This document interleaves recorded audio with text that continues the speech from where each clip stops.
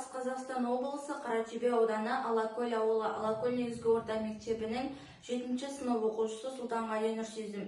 Менің отаным, менің бастамам. Шығармашылық жобалар байқауы.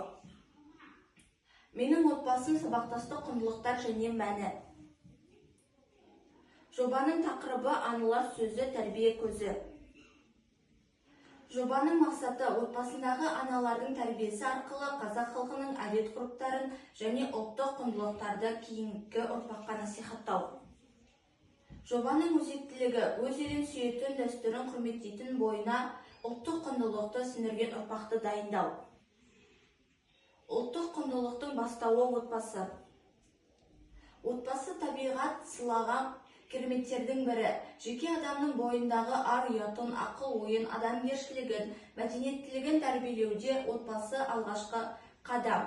Отбасы өте қажетті, басқадай еш нәрсе өзгертуге болмайтын баспалдақ.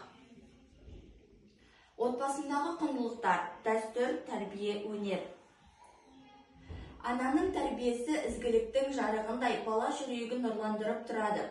Көпті көрген көне сөздің өмірден алған тәжірибесі мол. Менің отбасым. Отбасы бірлесіп күн көретін, туыстық қатынаста тұратын адамдар тобы. Мен өз отбасымды өнерлі де өнегелі отбасы ретінде мысал қыла аламын. Өнеріміздің арқасында аудандық мектепшілік байқауларға қатысудамыз. Менің отбасымдағы ұстанымдар мен дәстүрлер. Біріншісі, үлкендің алдын кеспей, үлкенді құрметтеу. Екіншісі, отбасында жарыстарға қатысып, жүлделі орынды әдетке айналдыру. Бірге отырып қолөнерлер жасау.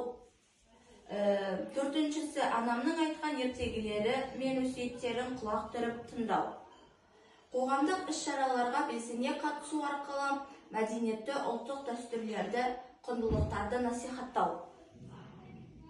Қоғамдық іс-шараларға белсене қатысу арқылы мәдениетті, ұлттық дәстүрлерді, құндылықтарды насихаттау.